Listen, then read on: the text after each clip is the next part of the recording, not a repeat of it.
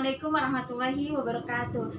Saya Serinati Wijaya dari Prodi PGB semester 4. Di sini saya akan memaparkan terkait tenses, salah satu tenses yaitu simple past tense untuk memenuhi tugas mata kuliah bahasa Inggris 2. Nah, kita lanjut saja ke materinya. Oke. Pasti juga teman-teman sudah pada tahu ya atau sering mendengar istilah simple past tense di sekolah.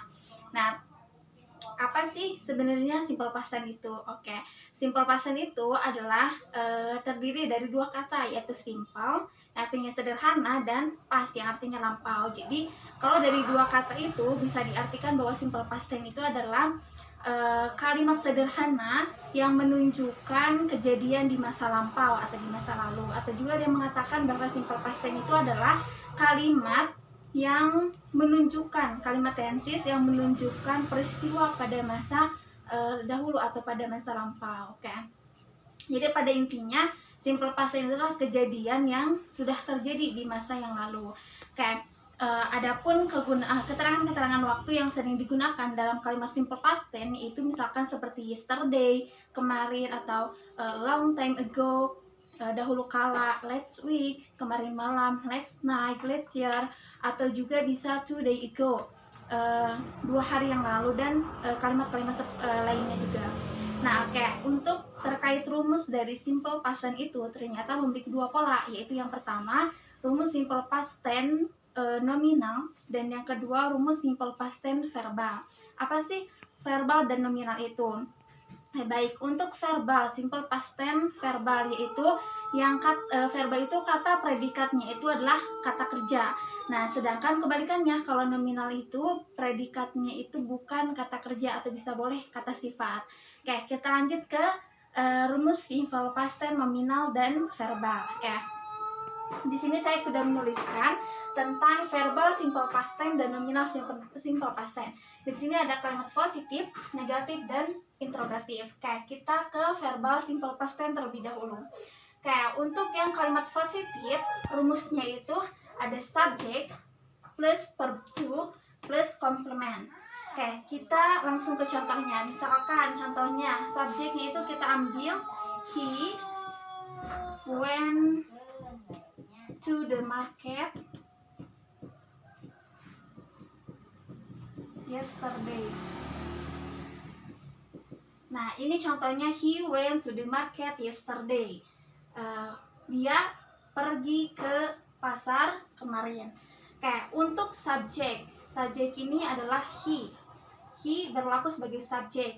Kalau untuk when itu adalah verb to.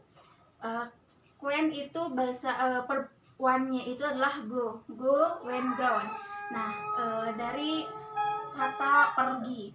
Nah, komplementnya to the market yesterday. Nah, ini yesterday ini yang menunjukkan simple past tense atau kejadian yang sudah terjadi. Nah, sedangkan untuk kalimat negatif, nah rumusnya itu ada subject plus did not plus verb one. Nah, kita masukkan subjek. Subjeknya itu tadi apa? Subjek itu he. Kita masukkan he plus did not. Kita tulis did not. Verb 1. Nah, kalau tadi kan verbnya itu menggunakan verb 2 itu when. Sedangkan untuk kalimat negatif balik lagi ke verb pertama, yaitu verb pertama dari when itu adalah go. Jadi he did not go to the market yesterday. Dia tidak pergi ke pasar kemarin. Nah, untuk selanjutnya ada kalimat interrogatif atau kalimat pertanyaan.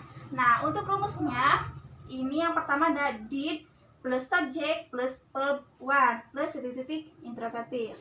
Kita langsung masukkan. Kalau yang kalimat positif dan negatif itu kalimat awalnya subject, sedangkan untuk kalimat interrogatif itu kalimat awalnya did dulu. Jadi did, baru masukkan subjek, subjeknya he. Did he, verb one, tadi verb one-nya go to the market yesterday. Jangan lupa kalimat tanyanya. Nah, jadi kalau untuk kalimat interrogatif Did he go to the market yesterday? Jadi, apakah dia pergi ke pasar kemarin? Seperti itu ya. Nah, kita lanjut ke nominal simple past tense. Nah, ini juga sama, ada kalimat positif, negatif, dan interrogatif. Nah, untuk kalimat positif, rumusnya ada subject plus be. B-nya itu ada was atau were plus nominal. Nah, di sini saya sudah memberikan contoh dari kalimat nominal simple past tense untuk positif, yaitu she was sick last week. Nah, she-nya itu berlaku sebagai subjek. Nah, ini B-nya itu was or were. Nah, untuk menentukan to be was atau were. Nah, kalau untuk to be was itu untuk I, she, he, dan it. Nah, sedangkan untuk to be were itu adalah they, we. Oke. Karena di sini subjeknya itu she, maka menggunakan was to be-nya was. Jadi she was sick last week. Dia sakit kemarin, dia sakit minggu lalu, kayak gitu. Nah, untuk kalimat negatifnya, pertama sama masukkan dulu subjeknya. Subjeknya itu she, be-nya tetap was. Nah, ini ada tambahan not, was not. Verb satunya itu yang mana? Tetap sama sick. Sick. Kemudian komplemennya last week. Nah, untuk yang kalimat interrogatif yang terakhir, itu kalimatnya didahului oleh to be-nya dulu, baru subjeknya. Nah, to be-nya kita masukkan was, subjeknya she, verb 1 itu tadi sick, kemudian komplemennya last week. Yang lupa kalimat tanyanya. Nah, untuk yang kalimat interrogatif, was he sick last week? Nah, apakah dia sakit minggu lalu? Nah, seperti itu ya. Jadi bisa membedakan antara verbal simple past sama nominal simple past. Nah, kalau di verbal simple past itu menggunakan did. Sedangkan kalau nominal simple past itu menggunakan to be-nya itu was or were. Oke, untuk selanjutnya kita akan bahas terkait rumus dari kalimat aktif dan kalimat pasif dari simple past tense tersebut. Nah, untuk selanjutnya kita akan membahas terkait rumus dari active voice dan passive voice dari simple past tense. Nah, sebelum ke rumusnya, kita lihat dulu kalimat di sini. Di sini ada kalimat aktif, Mr. Tom cleaned the rooms. Mr. Tom mau membersihkan sebuah ruangan. Nah, di sini juga ada kalimat pasifnya. Kalau kalimat pasifnya, the rooms were cleaned by Mr. Tom. Nah, kenapa sih kalau di yang passive voice itu the rooms-nya itu jadi depan? Nah, kita akan bahas terkait perubahan dari kalimat active voice ke passive voice. Nah, kita lihat dulu kalimat yang aktif. Mr. Tom ini berlaku sebagai subjek. Kemudian clean itu adalah verb to dari kata clean atau bersih.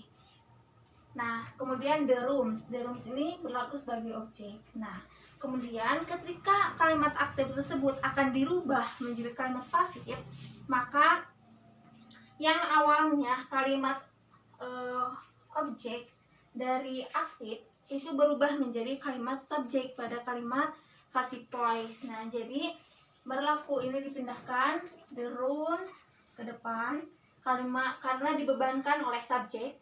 Kemudian were. Kenapa were? Karena rumus dari passive voice itu adalah menggunakan to be, was atau were. Nah, kenapa were? Nah, Mr. Tom ini subjeknya. Nah, untuk selanjutnya clean. Ini verb 3. Kalau pada kalimat pasif itu menggunakan verbnya verb 3 atau verb 3.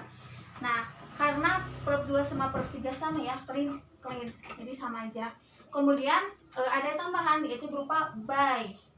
by ini subjek Mr. Tomo.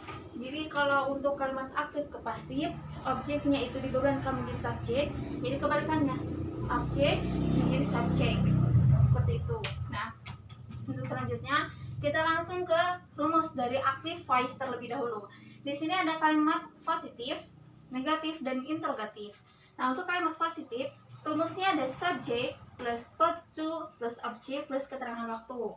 Nah, di sini saya sudah memberikan contoh, yaitu subjeknya itu video, ini subjek.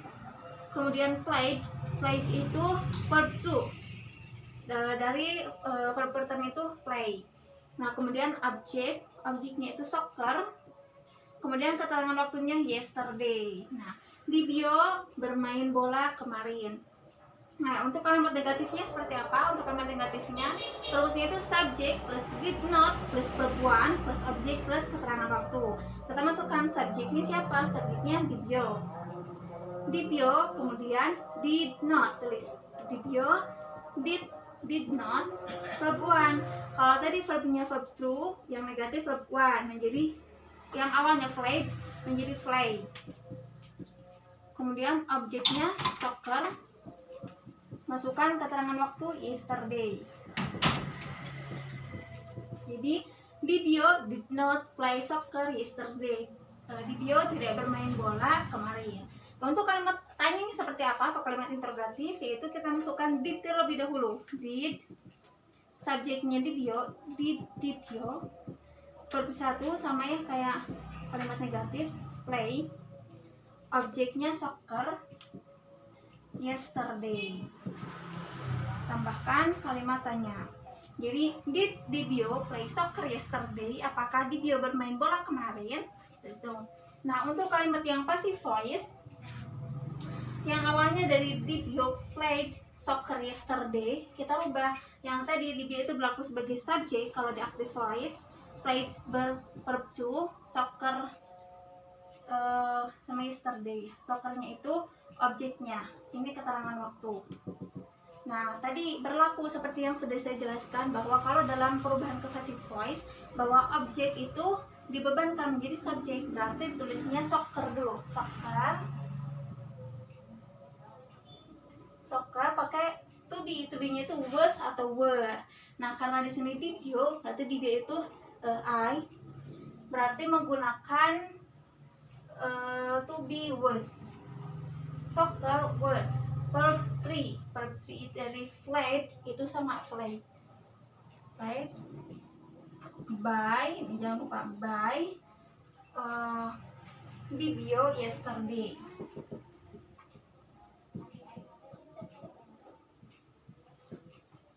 Nah, untuk kalimat negatif kita masukkan objeknya. Objeknya berarti sudah sini ya, sudah soccer. Kita tulis soccer be was not, ada tambahan not, kemudian verb 3 played, kemudian by di bio yesterday. Nah, untuk kalimat terakhir, kalimat interrogatif. Kalimat interrogatif itu didahului oleh to be. To be-nya kita masukkan was. Objeknya itu soccer. Verb 3 played. By di bio yesterday. Yang lupa kalimat ini. Nah, untuk kalimat interrogatif berarti was soccer played by di bio yesterday. Nah, seperti itu. Oke, mungkin hanya itu yang bisa saya paparkan terkait materi simple past tense.